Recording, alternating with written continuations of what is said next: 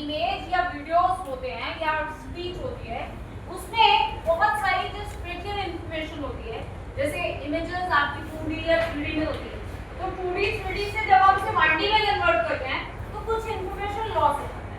जैसे आज मैं आपको कल मैंने आपको मिनिस्ट डेटा सेट के साथ, मिनिस्ट एक डेटा सेट है जिसमें हैंड रिटन अल्फाबेट 60,000 इमेजेस हैं, उसमें हैंड रिटन अल्फाबेट्स की किसी ने 2 कैसे लिखा है, किसी ने 3 स्ट्रेट लाइन ऐसे करके लिखा है, किसी ने कर्व लिखा है।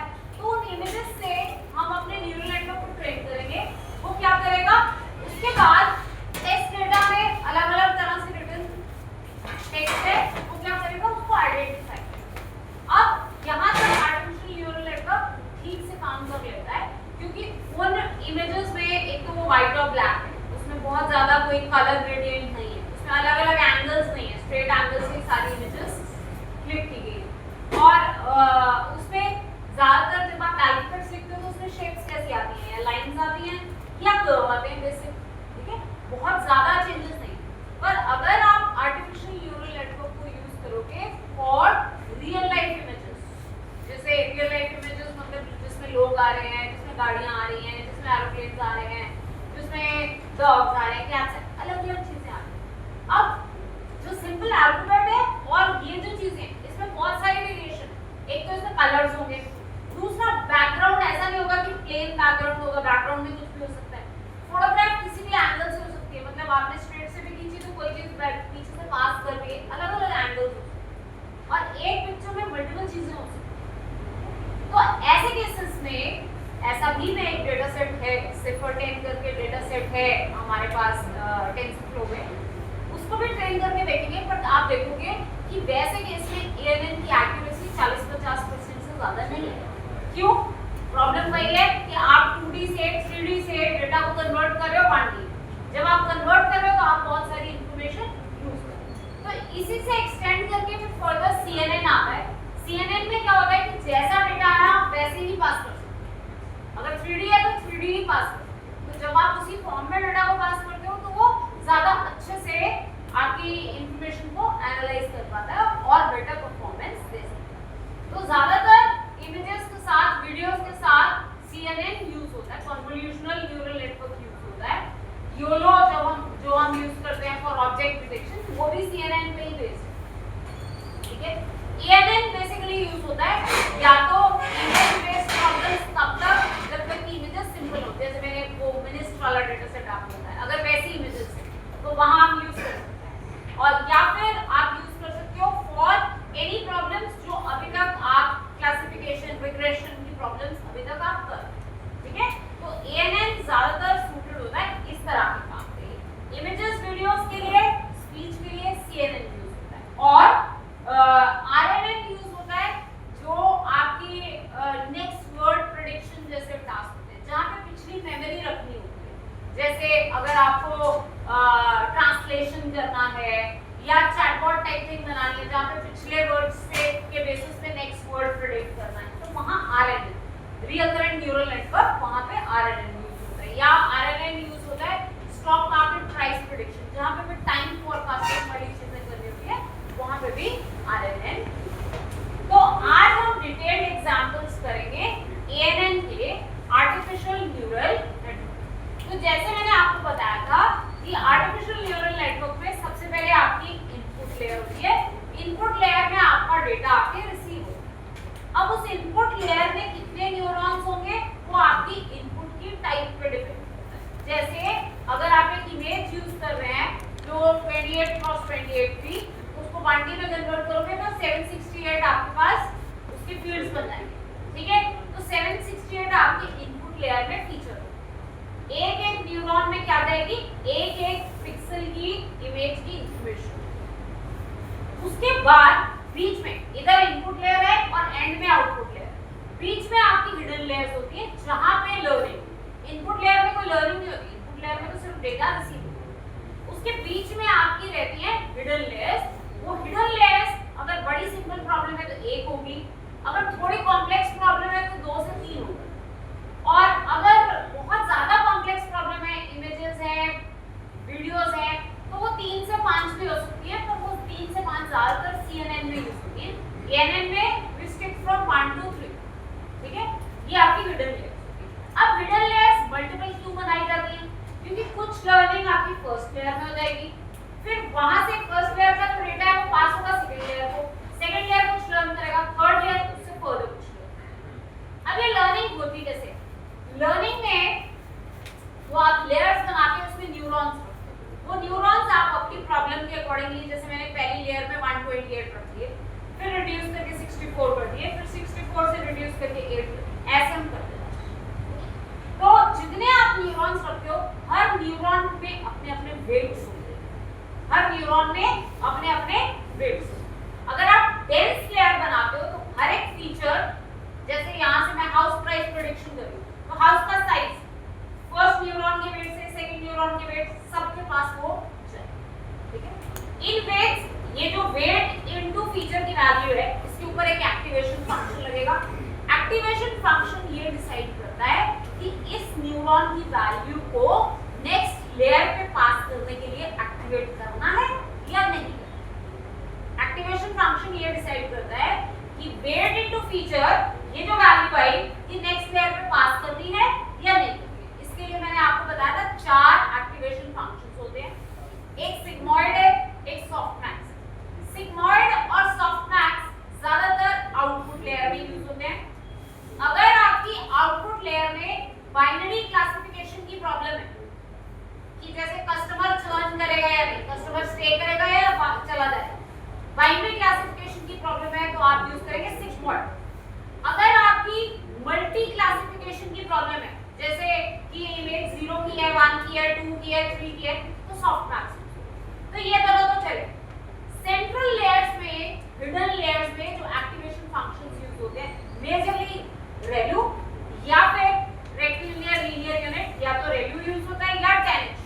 10H में कम यूज होता है, ज्यादातर मेजरली मिडिल लेयर्स में रेलू एक्टिवेशन फंक्शन यूज होता है, जो वैल्यू 0 to इंफिनिटी के बीच में कोई वैल्यू मिलता है, ठीक है। अब एक लेयर पे जब कुछ लर्निंग हो गई, एक्टिवेशन फंक्शन ने डिसाइड किया कि डेटा नेक्स्ट लेयर पे जाएगा या नहीं। अब जब नेक्स्ट लेयर पे डेटा गया तो वहां पे फिर फर्दर वेट्स है, फिर उन वेट्स के साथ मैं आपको एक पिक्चर दिखाती हूँ।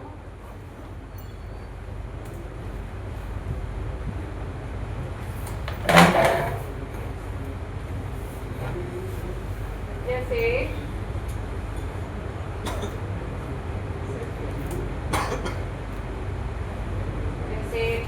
ये आपका एक आर्टिफिशियल न्यूरल नेटवर्क, ये आपकी इनपुट लेयर है, ये इनपुट लेयर में फीचर्स है, ये आपकी एक एक फीचर, हर फीचर हर एक न्यूरॉन के पास जो हिडन लेयर पे है वहां पे जाती है, ठीक है। हर न्यूरॉन का यहाँ पे एक वेट है, वेट के साथ ये फीचर मल्टीप्लाई हो रही है, यहाँ से वैल्यू आ रही है, और जो वैल्यू आ रही है उसके ऊपर फिर एक्टिवेशन फंक्शन, उस एक्टिवेशन फंक्शन की वैल्यू डिसाइड कर रही है। अगर 0 है तो नेक्स्ट लेयर को पास नहीं होगा, अगर कोई और वैल्यू है तो नेक्स्ट लेयर को पास होगा। इसके बाद यहाँ पे एक हिडन लेयर है, यहाँ पे इसके बाद 2-3 फर्दर हिडन लेयर्स हो सकते हैं, ठीक है। अब जब ये सारी हिडन लेयर्स पास हो जाती हैं, उसके बाद आती है आपकी आउटपुट लेयर। अब आउटपुट लेयर में अगर रिग्रेशन प्रॉब्लम है तो वहां पे एक न्यूरॉन होगा, एक न्यूरॉन में फाइनल वैल्यू है। अगर वो कोई क्लासिफिकेशन प्रॉब्लम है, जैसे अभी मेरी अगर 10 डिजिट्स को क्लासिफाई करना है, तो आउटपुट लेयर में 10 न्यूरॉन्स है, पहले में 0 होने की प्रोबेबिलिटी, दूसरे में 1 होने की प्रोबेबिलिटी, तीसरे में 2 होने की प्रोबेबिलिटी, तो हर एक की प्रोबेबिलिटीज वहां पे आ जाए, ठीक है। इस तरीके से स्ट्रक्चर होता है किसका, आर्टिफिशियल न्यूरल नेटवर्क। एक बार ये लर्निंग करता है, फिर आउटपुट लेयर में ये क्या करता है, लॉस कैलकुलेट करता है, लॉस और एक्यूरेसी कैलकुलेट करता है, फिर उसके बाद बैक प्रोपगेशन होती है, फिर returns back and updates the weights. जितने भी वेट्स हैं आपकी इनपुट लेयर में, वो वेट्स अपडेट होते हैं यूजिंग ग्रेडियंट डिसेंट, वो weights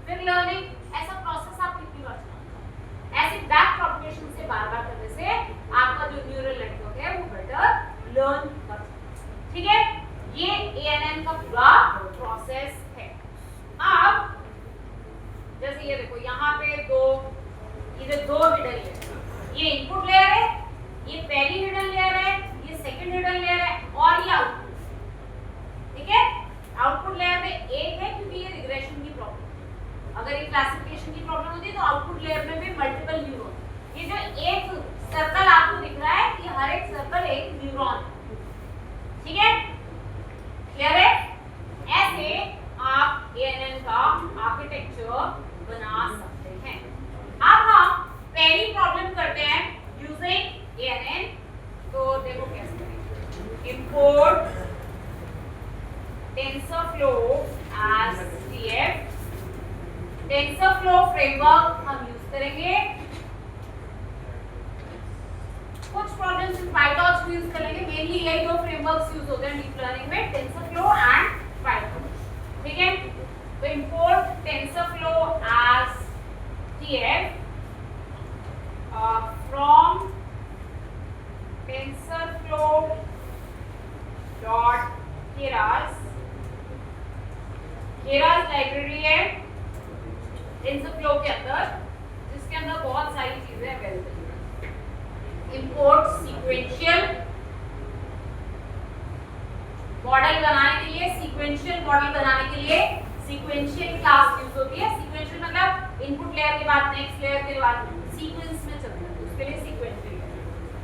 from TensorFlow dot keras dot layers import flatten models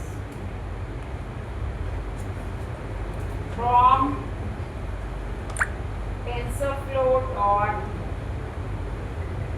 keras dot datasets import वनिस्ट। इसमें एक डेटा सेट है, ऐसे बहुत सारे डेटा सेट्स हैं TensorFlow के अंदर। जैसे अभी हम दूसरा भी यूज करेंगे सिर्फ और टेन, ये इमेज डेटा सेट्स हैं बहुत सारे। ठीक है, तो import matplotlib dot pyplot as। ठीक है, सबसे पहले इमेजेस का डेटा उठाते हैं, xtrain comma ytrain, xtest comma ytest is equal to manist dot loadtest। ठीक है, ये आपका ट्रेनिंग टेस्टिंग डेटा आ गया जो इस डेटा सेट के अंदर स्टोर है। ये डेटा सेट वैसे ही है जैसे sklearn के अंदर आपके पास लोड आइरिस था या फेच कैलिफोर्निया हाउसिंग था, ऐसे बहुत सारे डेटा सेट्स थे ना वहां। तो यहाँ पे भी ये इमेजेस का एक डेटा सेट इन्होंने बनाया। ठीक है, हैंड रिटन इमेजेस है। मैं आपको शो भी करके दिखाती हूँ। plt.matchshow xtrain ऑफ कोई भी, इसकी 10th इमेज देखते हैं। ये आपको इमेज दिखा देगा।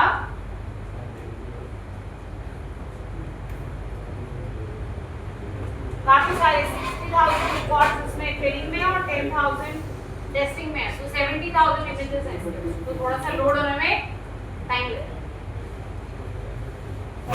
ये देखो, ये हमारी इमेज, ये सम फॉर्म ऑफ 3 लिखा है।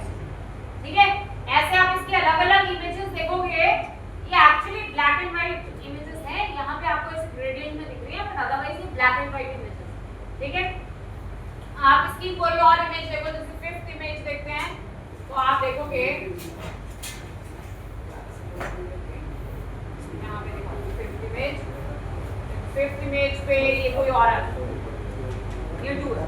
किसी ने 2 ऐसे लिखा है, किसी ने ऐसे लिखा है। अब मुझे एक न्यूरल नेटवर्क बनाना है, आर्टिफिशियल न्यूरल नेटवर्क बनाना है जो इन्हें पहचान के सही से बताए कि ये कौन सा अल्फाबेट, कौन सा वर्ड, डिजिट मैंने लिखा। ठीक है, क्लियर है। तो इसके लिए सबसे पहला काम हम क्या करेंगे, क्योंकि इमेजेस का डेटा होता कैसे है, जैसे मैं अगर आपको xtest of 0 वैसे प्रिंट करा के दिखाऊं, xtrain of 0 या xtest of 0 कोई भी डेटा प्रिंट करा के दिखाऊं, तो आप देखोगे कि ये 2D एरे, ये ऐसा एक 2D एरे 28 क्रॉस 28 का ये 2D एरे है, जिसके अंदर जहां पे ब्लैक कलर आता है वहां पे 0 होता है। 0 to 255 कलर कोड्स हैं। डिपेंडिंग अपॉन कौन सी जगह पे किस पिक्सल, किस यूनिट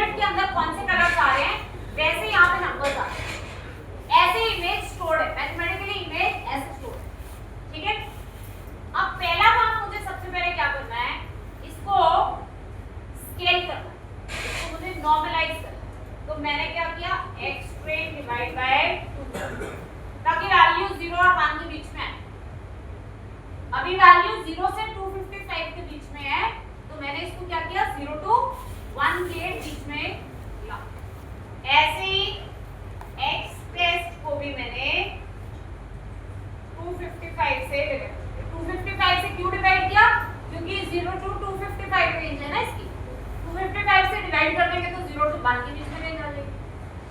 ठीक है, इतना काम मेरा हो गया। मैंने ट्रेनिंग और टेस्ट डेटा को स्टैंडर्डाइज कर दिया। ठीक है, अब मेरा काम स्टार्ट हो रहा है आर्टिफिशियल न्यूरल नेटवर्क बनाने का। ध्यान से कोड समझना, मॉडल इज इक्वल टू, ये मैं अपना आर्टिफिशियल न्यूरल नेटवर्क बना रही हूँ, model is equal to sequential. Sequential का मतलब है layer by layer, first layer का डेटा सेकंड में जाएगा, सेकंड का थर्ड में जाएगा, थर्ड का फोर्थ में जाएगा, ऐसे जाएगा सीक्वेंशियल। इसके अंदर लिस्ट में आएंगी सारी लेयर्स। पहली लेयर क्या है, सेकंड लेयर क्या है, हर लेयर आएगी। ठीक है, ठीक है। पहली लेयर मैंने रखी फ्लैटन, पहली लेयर मैंने रखी फ्लैटन। फ्लैटन लेयर इसलिए रखी क्योंकि जो मेरा डेटा है वो 2 डायमेंशंस में है, वो 28 क्रॉस 28 में है, पर आर्टिफिशियल न्यूरल नेटवर्क को चाहिए 1 डायमेंशन। तो पहली ही जो लेयर है वो क्या करेगी, इसको फ्लैटन करेगी, इसकी शेप को 1D में लेके आएगी। ठीक है, flatten input shape is equal to 28, 20। इस लेयर में कोई लर्निंग नहीं होगी, ये लेयर सिर्फ क्या करेगी, 2D से 1D में कन्वर्जन करेगी। अगर आपका डेटा, अगर इसके बाद हम कोई और प्रॉब्लम करेंगे जिसमें डेटा पहले से ही 1D में हो, तो ये लेयर बनाने की जरूरत नहीं। ठीक है, ये सिर्फ इमेज वाले काम में, जहाँ पे आपका डेटा 2D या 3D में पड़ा है, तभी आपको ये फ्लैटनिंग लेयर बनानी पड़ेगी, अदरवाइज नहीं। इसके बाद अब आ रही है मेरी हिडन लेयर। पहली hidden layer I dense. Dense layer, dense का मतलब कि हर एक न्यूरॉन अपने आगे वाली लेयर के हर एक न्यूरॉन से जुड़ा हुआ। ठीक है, एक न्यूरॉन अपने नेक्स्ट लेयर के सारे न्यूरॉन से जुड़ा हुआ, तो मैं डेंस लेयर बना रही हूँ। Units is equal to, units मतलब कि आपको इसमें कितने न्यूरॉन्स रखने हैं। यूनिट्स इज इक्वल टू जितने आप न्यूरॉन्स रखना चाहते हैं। जैसे मैंने रखे 128, यूनिट्स इज इक्वल टू 128, कितने न्यूरॉन्स आप रखना चाहते हैं।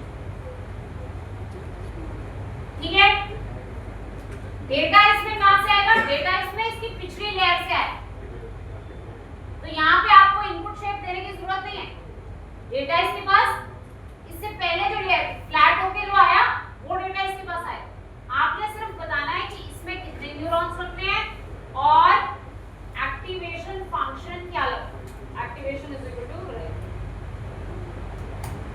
ये मेरी पहली लेयर बनी, ये मेरी पहली हिडन लेयर। पहली लेयर फ्लैटन, वो मेरी इनपुट लेयर है जिसमें फ्लैट होके डेटा आ गया, उसमें 28 क्रॉस 28 768 न्यूरॉन्स।